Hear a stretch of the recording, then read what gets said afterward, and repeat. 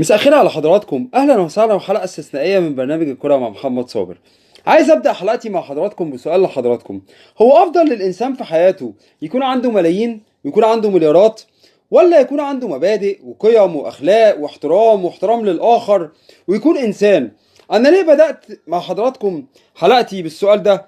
لان النهارده انا عندي شخصيه استثنائيه من شباب مصر، شاب زي شباب مصر كلها من اسكندريه لاسوان. عندي فنان بدرجة إنسان، بتكلم على محمد سلام.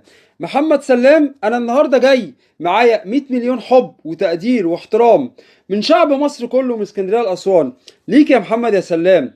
ومعايا تعظيم سلام من برنامج الكرة مع محمد صابر وأسرة برنامج الكرة مع محمد صابر ليك يا محمد سلام. شرفت المصريين وشرفت شباب مصر.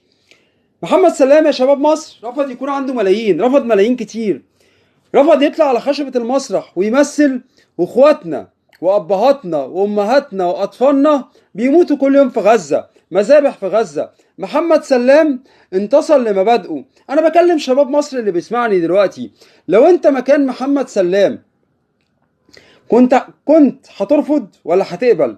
وبكلم شباب مصر اللي عايز يعمل اي حاجة هايفة ويعمل ترند، يبقى رقم واحد في مصر بالترند عشان يجيله ملايين ومليارات. لو انت مكان محمد سلام هترفض ولا تقبل؟ ده سؤالي لحضراتكم اللي انا هستناكم.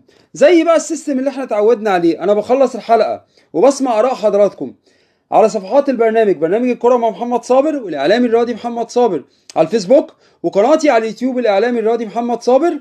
بس بجد قبل ما انهي حلقتي لازم اضرب تعظيم سلام لمحمد سلام، ولازم اقول لحضراتكم: الاعلام رسالة والفن رسالة، وكل واحد في مجاله لازم يكون عنده رسالة يقدمها للإنسانية كلها. المبادئ لا تتجزأ، الفلوس هتروح وتيجي لكن المبدأ عمره ما هيتجزأ. القيم والمبادئ والأخلاق هي اللي هتدوم في حياتنا كلها. وانا بجد كنت سعيد جدا جدا جدا مع حضراتكم وانا بتكلم النهاردة على محمد سلام، وميرسي جدا لحضراتكم، والسلام عليكم ورحمة الله وبركاته.